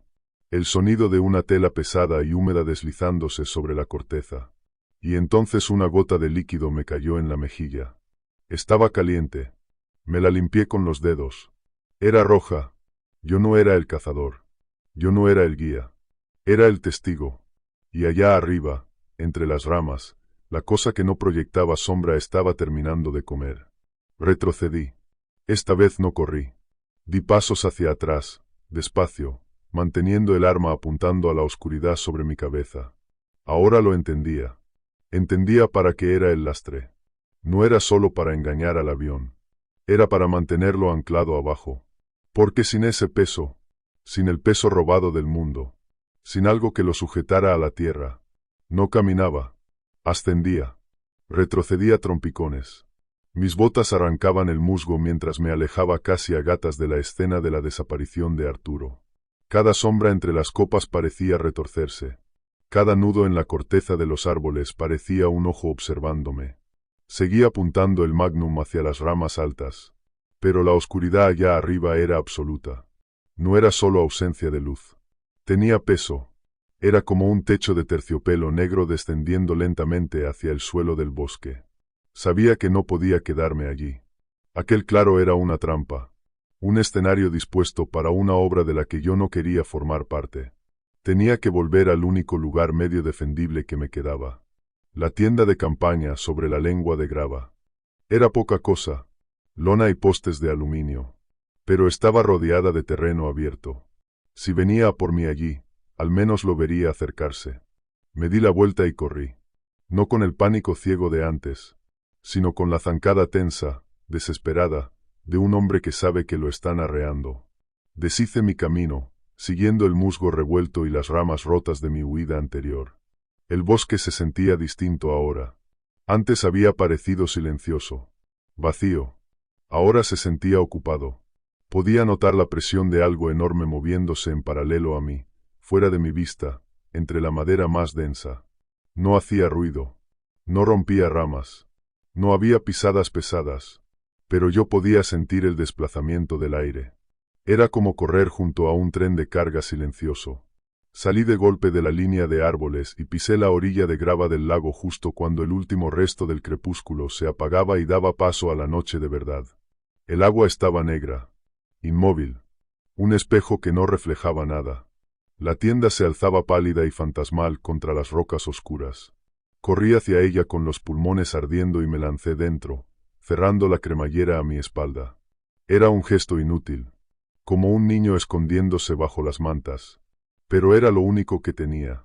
Encendí el farol. El siseo de la camisa de gas fue el único sonido en el mundo. La luz inundó el pequeño espacio, proyectando sombras duras sobre las paredes de lona. Revisé la estufa. Estaba fría. No la encendí. No quería regalarle una firma de calor. Me senté en el catre, con el magnum sobre el regazo, e intenté pensar. Arturo había desaparecido. Estaba muerto. Tenía que aceptar eso. La bota, la ausencia de sangre, el corte cauterizado. No era obra de un animal. Era física deformada. Una transferencia de energía en una escala que yo no comprendía. Vicente, o la cosa que llevaba la forma de Vicente, era un sumidero de energía. Absorbía calor. Absorbía luz. Absorbía sonido. Y quizá también absorbía materia. Quizá por eso Arturo había ido a parar al vacío que había dentro de aquel contorno. Saqué el teléfono satelital de mi mochila. Sabía que no funcionaría, pero tenía que intentarlo. Extendí la antena y mantuve pulsado el botón de encendido. La pantalla cobró vida con un resplandor verde enfermizo. Buscando señal, decía. Las barras estaban vacías. Luego la pantalla empezó a fallar. Los píxeles se desordenaron, formando patrones dentados, absurdos, sin sentido. El indicador de batería, que esa mañana marcaba un 80%, cayó a 50, luego a 20, luego a 5. En 10 segundos, el teléfono murió. La pantalla se apagó. Toqué la batería en la parte trasera. Estaba helada, vacía, drenada, igual que Arturo. Arrojé aquel ladrillo inútil de plástico al suelo. Revisé el GPS. Muerto. La linterna. Muerta. El farol funcionaba con gas. Gracias a Dios. Una reacción química, no eléctrica. Pero la luz que emitía parecía débil. Delgada. Como si el propio aire se resistiera al paso de los fotones. La temperatura dentro de la tienda se desplomaba. Podía ver mi aliento delante de mí. Nubes blancas y espesas suspendidas en el aire inmóvil. Me puse toda la ropa que tenía. Forro polar. Plumón. Lana. Me envolví los hombros con el saco de dormir como si fuera una capa. No sirvió de nada. El frío no venía del aire. Venía de las paredes. Presionaba desde afuera. Y entonces empezaron los golpes. No fue un toque. No fue un puñetazo. Fue un golpe sordo y pesado contra la lona, justo detrás de mi cabeza. Toda la estructura de la tienda se estremeció. Salté del catre y me giré, con el arma temblando en la mano. Golpe. Esta vez vino del otro lado. Un peso masivo estrellándose contra la tela y hundiéndola hacia adentro. Pude ver la deformación. Una hendidura lisa y redondeada, del tamaño de una bola de demolición. Sin manos. Sin garras. Solo masa. Golpe. Ahora en la parte delantera. La cremallera crujió bajo la tensión. Los postes de aluminio gimieron, doblándose bajo el asedio. Estaba dando vueltas alrededor. Probando el perímetro. Jugando con su comida. ¡Lárgate! Grité. Mi voz sonó débil. Ridícula. Sé lo que eres. Sé que no eres humano. Los golpes cesaron. Y el silencio regresó. Más pesado que antes. Me quedé en el centro de la tienda, girando en círculos, intentando vigilar todas las paredes a la vez. Gonzalo, dijo una voz. No vino de afuera. Vino del farol. Me quedé mirando la luz siseante. La llama temblaba. Palpitaba al ritmo de las sílabas. La voz sonaba distorsionada, metálica, tejida dentro del sonido del gas ardiendo. Tienes frío, Gonzalo. Estás desperdiciando calor. Era la voz de Vicente, pero despojada ya de cualquier pretensión humana. Era la voz de algo vacío e inmenso. ¿Qué quieres? Le grité al farol. Mataste a Arturo. ¿No te basta con eso? Arturo era insuficiente, susurró la voz. Baja densidad.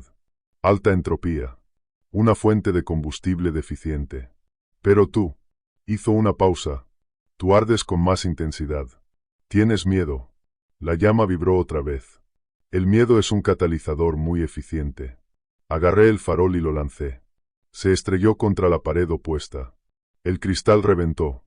La llama se alzó durante un segundo, lamiendo la lona. Y luego murió cuando el combustible se derramó sobre el suelo helado. La oscuridad cayó sobre mí de golpe. Una oscuridad absoluta. Sofocante.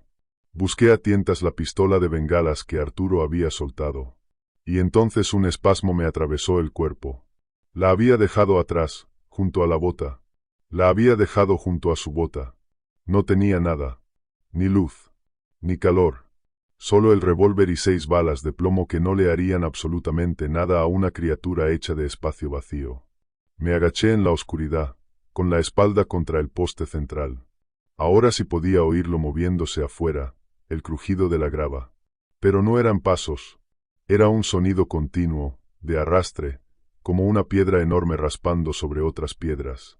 Ya no caminaba. Se estaba deslizando. Estaba cambiando. La cremallera de la entrada empezó a abrirse. No fue un ruido brusco ni desgarrado. Fue lento. Deliberado. Fzip. El sonido de dientes metálicos separándose. Una línea vertical de penumbra gris apareció en medio de la negrura. La abertura se ensanchó. Levanté el Magnum. Disparé. El fogonazo me cegó. El estampido resonó ensordecedor dentro del espacio cerrado. Disparé otra vez. Y otra. 3 balas. 3 proyectiles de 240 grams aullando hacia la entrada. Los oí impactar. Escuché el golpe húmedo de las balas entrando en carne. Pero no hubo gruñido de dolor. No hubo tropiezo. La figura gris en la entrada ni siquiera se inmutó. Materia, dijo la voz, ahora saliendo de la propia silueta. Burda. Ineficiente. Entró en la tienda. Tuvo que agachar la cabeza. Ahora era demasiado alto para caber allí. Los hombros rozaban ambos lados de la lona. En la tenue claridad que llegaba desde el cielo nocturno pude ver su contorno. Estaba mal. Cambiaba. La parca había desaparecido. La ropa había desaparecido. Era una silueta hecha de negrura absoluta. Una herida abierta en la realidad. Pero los bordes eran difusos. Vibraban. Parecía estática con forma humana. Extendió una mano. Los dedos eran demasiado largos. Se afinaban hasta convertirse en puntas que se deshacían en humo. Dámelo, dijo. Dame el calor. Retrocedí a trompicones, derribando el catre con una patada, intentando poner algo entre nosotros. No te acerques. Grité. Disparé las 3 balas que me quedaban. Van. Van. Van. Los impactos lanzaron chispas al tocarlo, como si las balas hubieran golpeado acero o pedernal. No penetraron. Se desintegraron al contacto, estallando en pequeñas nebulosas de luz que fueron absorbidas al instante por su cuerpo. Absorbía la energía cinética. Se estaba comiendo las balas. Dio otro paso. La temperatura de la tienda cayó otros 20 grados. El aliento se me congelaba en la garganta. Podía sentir como mi corazón se ralentizaba. No por calma, por frío. La sangre se me estaba espesando. Me estaba drenando solo con estar en la habitación. Choqué contra la pared del fondo de la tienda. No quedaba a dónde ir. Estaba atrapado en una caja de lona con un agujero negro. ¿Por qué? Susurré. ¿Por qué nosotros? ¿Por qué aquí? Se detuvo. E inclinó la cabeza. Aquel gesto de pájaro otra vez. Aquí, dijo. Este es un lugar donde la realidad es fina, Gonzalo. La cuenca de la aguja. Aquí la gravedad está floja. La luz es porosa. Se inclinó más cerca. Yo no vine aquí. Caí aquí, a través de las grietas. Y se acercó todavía más. Ahora podía olerlo. No olía a podredumbre. Ni a ozono. Olía al espacio profundo. Al polvo helado. Al vacío. Necesito lastre, dijo. Necesito masa para seguir anclado. Necesito energía para mantener la forma. Su voz vibró en la oscuridad. Arturo fue un aperitivo. Tú eres el plato principal. Se lanzó hacia mí. Su mano atravesó el catre que yo había arrojado en su camino. El armazón metálico se oxidó al instante. Se volvió polvo marrón y se desplomó en cuanto sus dedos lo rozaron. Era entropía hecha carne. O algo peor que carne. Envejecía todo lo que tocaba. No quería morir así. No quería marchitarme hasta convertirme en polvo. Miré a mi alrededor con desesperación, buscando un arma, cualquier cosa. Entonces mi mano rozó el depósito de combustible del farol roto. Estaba frío. Perdía gasolina blanca sobre el suelo congelado. Combustible. Energía química potencial. La idea me golpeó con la fuerza de un martillazo. Se alimentaba de energía. Absorbía calor y luz. Había devorado la energía cinética de las balas. Había devorado el calor del cuerpo de Arturo. Era una esponja. Pero hasta las esponjas tienen un punto de saturación. Si viertes suficiente agua, lo bastante rápido, llega un momento en que ya no puede absorber más. Empieza a derramarse. Empieza a romperse. Agarré el bidón. Era una lata metálica de 1 galón llena de gasolina blanca. Desenrosqué el tapón. El olor a nafta inundó la tienda. Áspero. Penetrante. ¿Quieres energía? Grité, con la voz temblándome. ¿Quieres calor? Le arrojé el combustible. No esquivó el golpe. Ni siquiera intentó detenerme. El líquido impactó contra su pecho y desapareció. Absorbido. Succionado por el vacío. Sí, siseó. Más. Le gustaba. Se lo estaba bebiendo. Retrocedí, aferrando el envase ya vacío. No bastaba. No iba lo bastante rápido. Necesitaba una descarga. Una sobrecarga. Necesitaba darle tanto, y tan deprisa, que se atragantara con ello. Miré hacia la estufa de leña. Hierro frío. Negro. Pero junto a ella, en la caja de la madera, estaba mi kit de emergencia. Y dentro del kit, las bengalas de carretera. Las grandes. Las rojas. Esas bengalas de 30 minutos que llevo para señalizar a los aviones. Ardían a casi 1650 grados. Furia química pura. Concentrada. Me lancé hacia la caja. Vicente se abalanzó sobre mí. Se movió más rápido que un pensamiento. Su mano me atrapó el tobillo. El dolor fue instantáneo. Absoluto. No era una quemadura. Era una quemadura de hielo. Sentí como si me hubieran sumergido la pierna en nitrógeno líquido. Grité. Pateé con la otra bota, golpeándolo en el torso. Fue como patear una pared de goma densa. Ni se movió. Me arrastró hacia él. Yo arañé el suelo, clavando los dedos en la grava helada. Alcancé la caja. Forcejeé con el cierre. Es inevitable, dijo Vicente con aquella voz monocorde. Deja de resistirte. Deja que entre el frío. Es pacífico. Vete al infierno, rugí. Logré abrir la caja. Saqué una bengala. Le arranqué la tapa del iniciador. Aún no la encendí. Rodé sobre la espalda para encararlo. Se alzaba sobre mí. Una torre de oscuridad que llenaba toda la tienda. Y volvió a abrirse. Lo mismo que Arturo había visto. Aquello que él llamó una cremallera. Los bordes de su silueta empezaron a despegarse, apartándose unos de otros y dejando ver el interior. Arturo tenía razón. No había un cuerpo. Era una ventana. Y a través de esa ventana, vi estrellas. No eran nuestras estrellas. Estaban mal. Rojas. Furiosas. Ordenadas en patrones que hacían daño a los ojos. Sentí que la mirada se me llenaba de dolor. Era una puerta a otro lugar. Y estaba intentando arrastrarme a través de ella.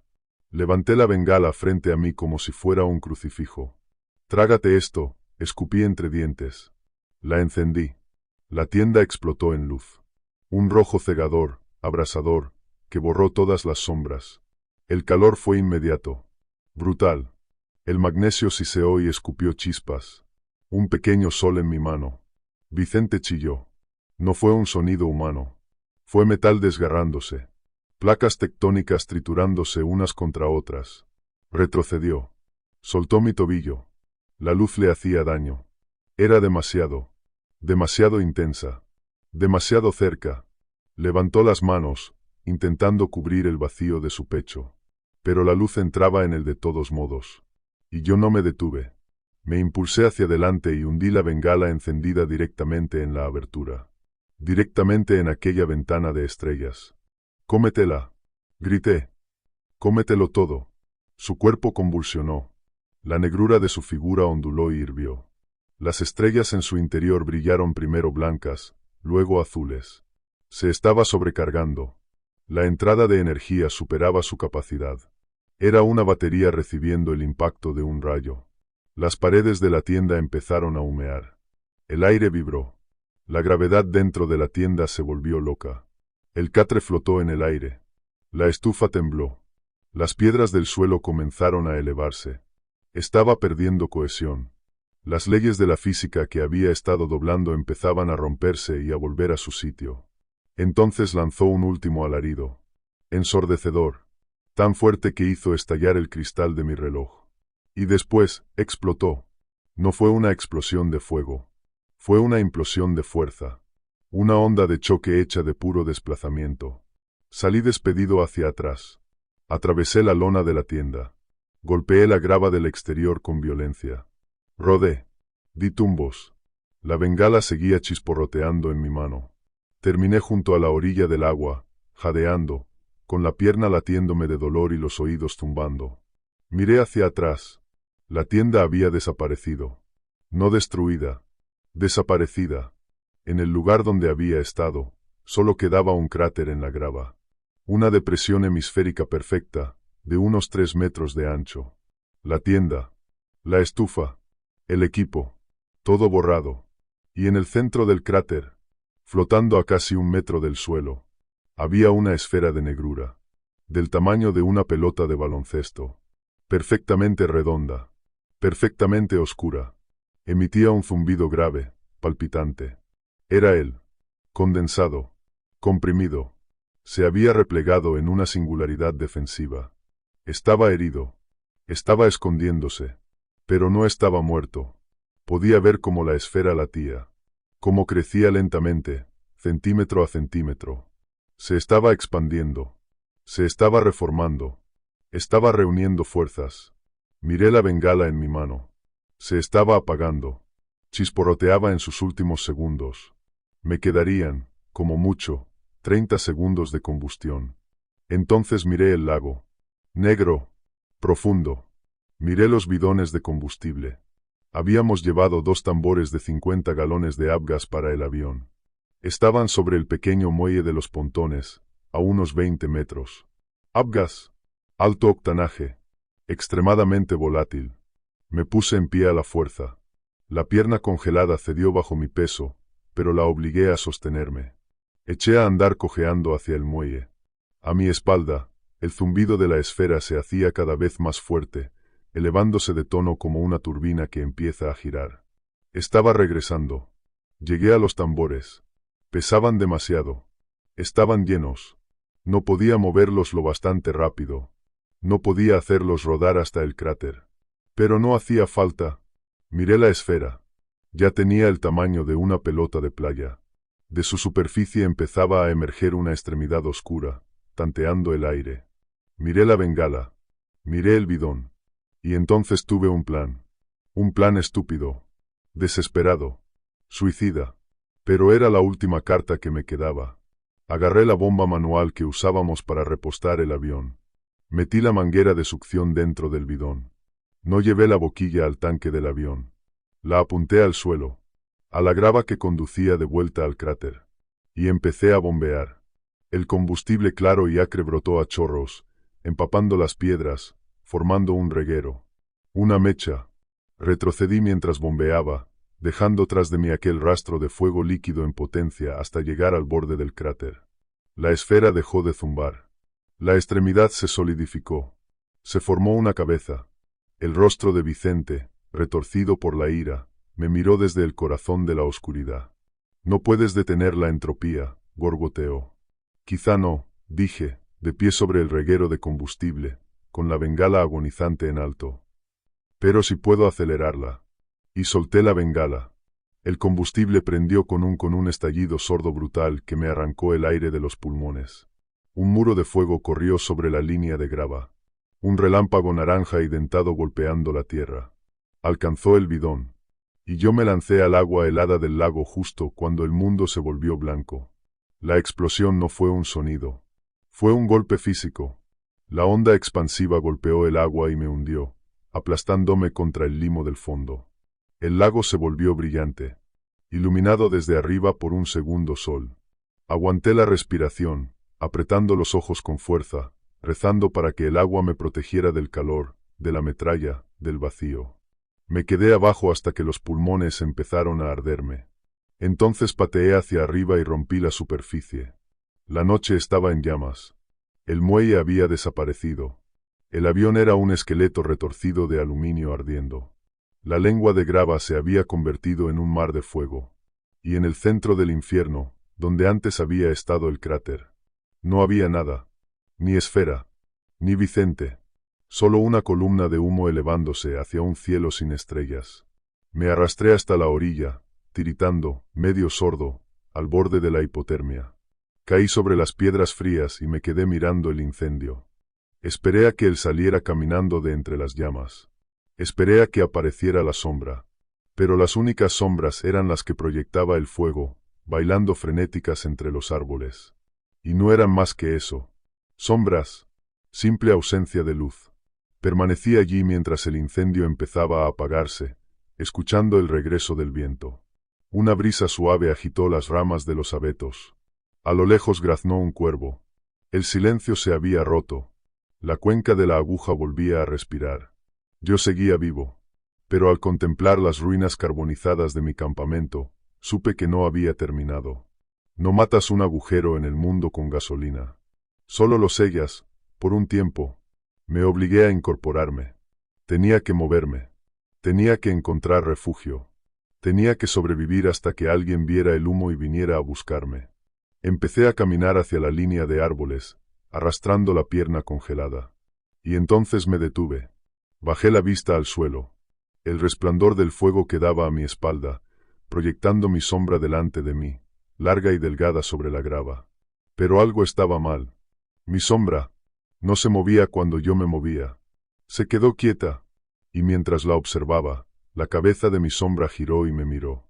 Sonrió. Yo ya no era el cebo. Era el recipiente. Me quedé mirando mi sombra tendida sobre la grava, iluminada por los últimos fuegos del avión destrozado. Era una forma alargada, deformada, temblando bajo la luz naranja. Pero la cabeza era nítida. Estaba girada de lado, mirándome por encima del hombro de la silueta, mientras mi cabeza real seguía apuntando al frente. La boca de la sombra se curvó en una sonrisa que desafiaba la geometría de la luz. Una mueca afilada, angular, demasiado amplia, cortando el contorno del cuello. Intenté mover la pierna, dar un paso a un lado, romper la conexión. Mi cuerpo obedeció. Tropecé hacia la izquierda, con las botas congeladas resbalando sobre las piedras mojadas. La sombra se desplazó conmigo, atada a mis talones. Pero la cabeza no se alineó. Siguió mirándome. Siguió sonriendo. Y entonces lo sentí. Una sensación como si me inyectaran agua helada directamente en la columna vertebral. No era solo frío. Era una presencia ajena. Un peso viscoso, invasivo, subiendo por la parte trasera de mi mente. Yo ya no era el cebo. Era el recipiente. Sal de mí, Croe. Mi voz era poco más que un susurro destrozado, en carne viva por el humo y los gritos. Sal de mí. La boca de la sombra se abrió. No habló con sonido. Habló con presión. Sentí las palabras vibrándome en los dientes. Un zumbido de baja frecuencia que me revolvió el estómago. La carcasa está rota, murmuró la voz dentro de mi cabeza.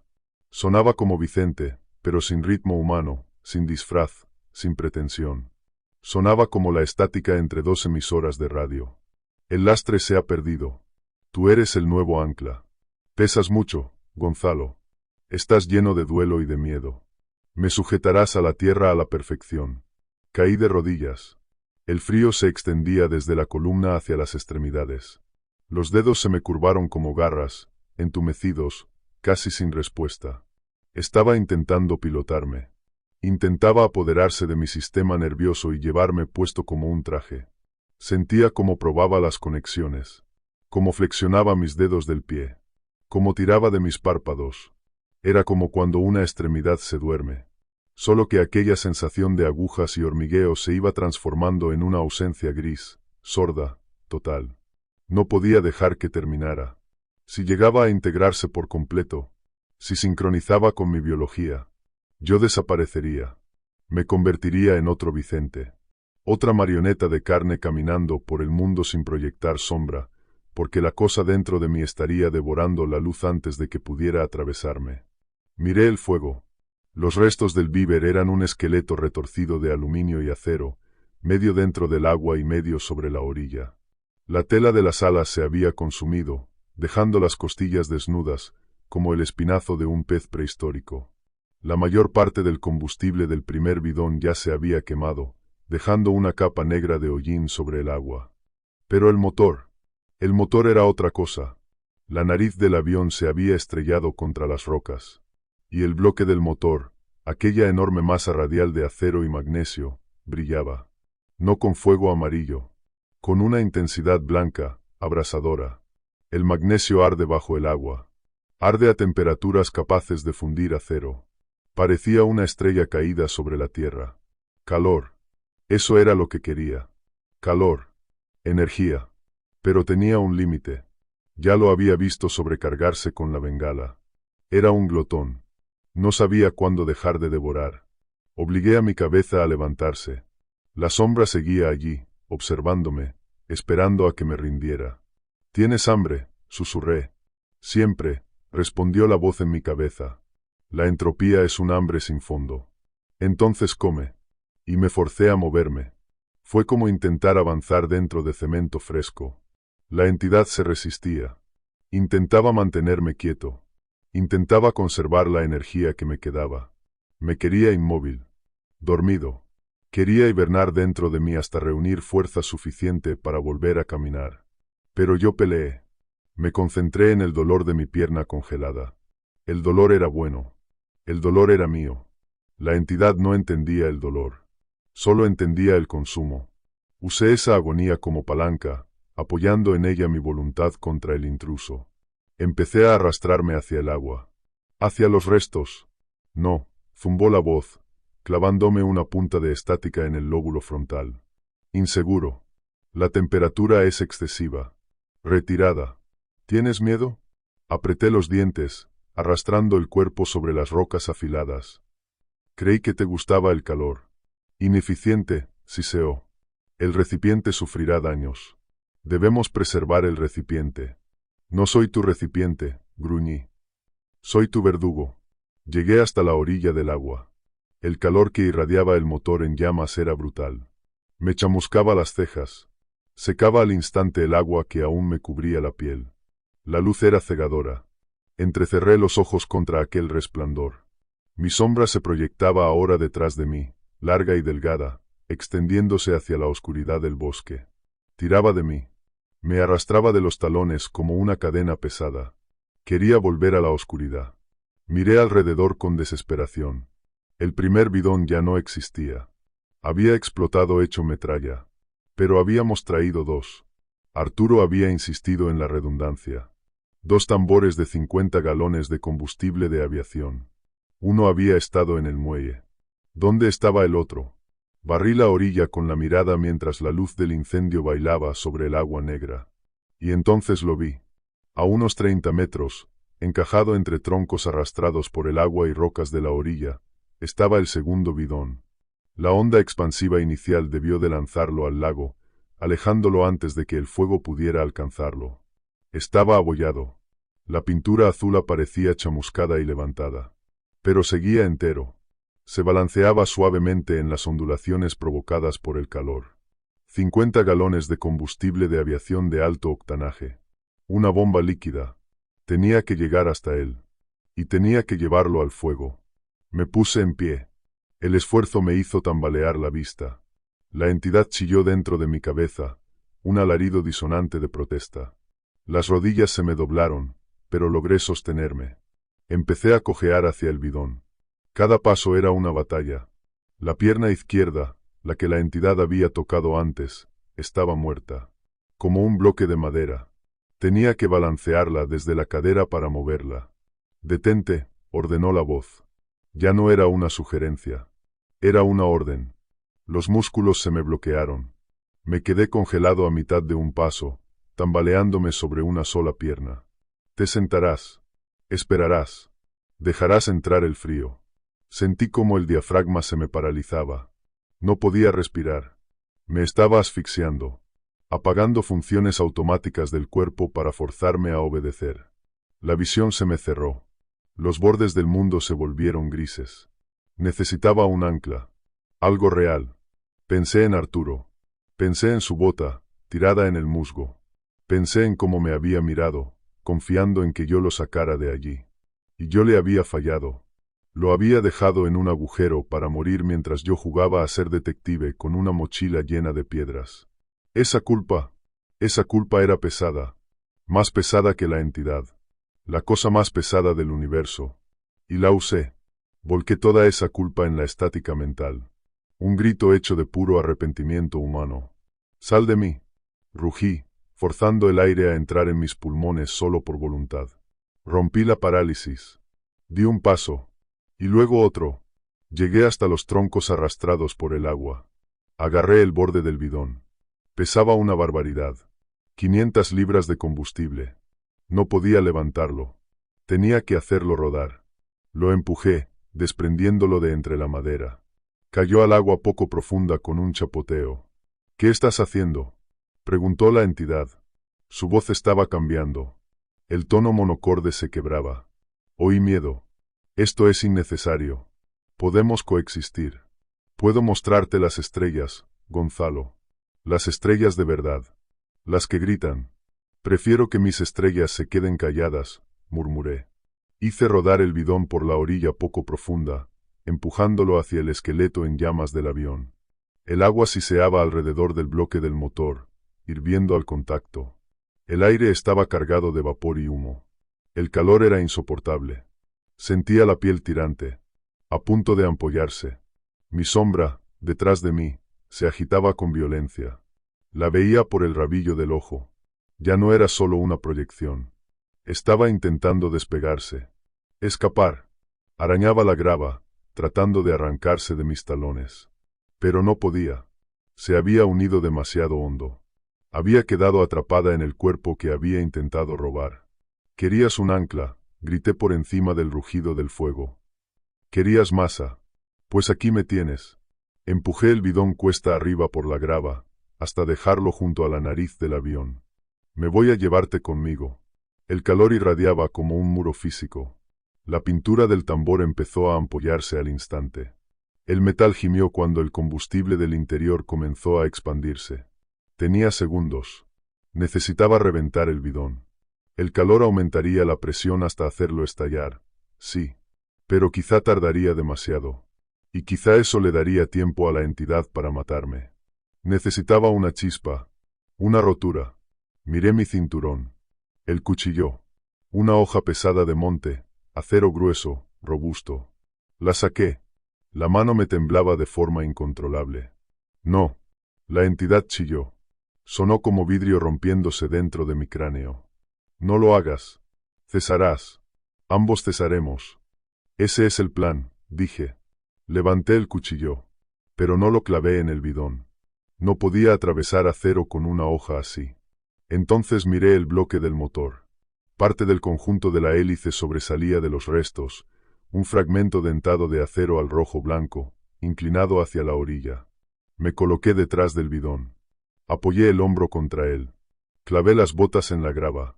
«Me iré», suplicó la voz. Ahora sonaba pequeña. Patética. «Te soltaré. Déjame ir». Demasiado tarde, dije. El registro ya pasó. Empujé. Metí en ese último esfuerzo cada gramo de fuerza, cada gota de adrenalina, cada resto de furia que me quedaba. El bidón rodó. Saltó sobre las rocas y cayó sobre el fragmento de hélice incandescente. El acero le abrió un costado. Durante una fracción de segundo hubo un sonido como una inspiración gigantesca. El combustible salió pulverizado. Golpeó el magnesio blanco del bloque del motor. No intenté correr. No había a dónde correr. Solo cerré los ojos y vi, en mi mente, la lista plastificada del panel de instrumentos del Beaver. Selector de combustible, cerrado. Mezcla, cortada. Magnetos, apagados. Y entonces el mundo se volvió blanco. No fue como la primera explosión. La primera había sido una onda de choque. Esto fue un evento térmico. Era como ver nacer un sol en la orilla de un lago congelado. El ruido fue absoluto. Un rugido que no solo ensordecía los oídos, sino que hacía vibrar los huesos. El calor me golpeó como un martillo. Sentí que me elevaba. No por el viento, por la pura presión del gas en expansión. Salí despedido hacia atrás, dando vueltas por el aire como un muñeco de trapo. Caí al agua con violencia, a unos 15 metros. El lago helado me recibió, pero la superficie estaba hirviendo. Me hundí. Y me dejé hundir en el silencio oscuro y frío de la profundidad. Encima de mí, la superficie era una lámina de fuego. El combustible ardiendo se extendía sobre el agua, convirtiendo el lago en un caldero. Podía ver la luz filtrándose hacia abajo, un resplandor naranja, furioso, tembloroso. Y en medio de esa luz, lo vi separarse de mí. La violencia de la explosión, la sobrecarga de energía, había roto el vínculo. Vi una forma apartándose de mi cuerpo en el agua. Parecía un derrame de tinta negra. Una nube de oscuridad nebulosa y cambiante que intentaba conservar forma humana, pero ya no podía. Se retorcía. Se deshacía. La luz que caía desde arriba la estaba desgarrando. Era demasiada energía. La estaba metabolizando, quemándola. La vi desintegrarse. No gritó, simplemente se deshilachó, convirtiéndose en hebras de sombra que se perdieron en el limo del fondo. Me ardían los pulmones. La pierna me latía de dolor. Pero mi mente estaba en silencio. La estática había desaparecido. La presencia helada en la base de mi columna se había ido. Pateé hacia la superficie. Nadé entre los huecos del fuego, jadeando un aire que olía a humo y gasolina. Me arrastré hasta la orilla opuesta, lejos del infierno, y me desplomé sobre la nieve. Miré arder el fuego durante horas. Vi cómo consumía los restos del avión, los árboles, el propio aire de la cuenca. Ardió hasta que no quedó nada salvo ceniza y vapor. No recuerdo el helicóptero. Me dijeron después que un equipo de reconocimiento vio la columna de humo a 80 kilómetros. Me dijeron que estaba medio muerto de hipotermia, delirando sobre sombras y registros de radio. Me dijeron que no encontraron rastro alguno de Vicente ni de Arturo. Solo los restos fundidos de una bota y una pistola de bengalas, fusionados en una masa de plástico deformado. El informe oficial dice que fue un ataque de oso seguido por una fuga de combustible y un incendio. Dicen que Arturo y Vicente debieron de ser arrastrados o consumidos por el fuego. Dicen que tuve suerte de salir con vida. Dicen muchas cosas. Yo me retiré el mismo día en que salí del hospital. Vendí mi equipo. Vendí los derechos de mi ruta. Me mudé a la ciudad, a Edmonton. Alquilé un apartamento en planta baja, en pleno centro, al lado de una tienda abierta las 24 horas con neons que zumban toda la noche. Ya no entro en el bosque. Ya no voy a ningún lugar silencioso. Me rodeo de ruido, de gente y, sobre todo, de luz.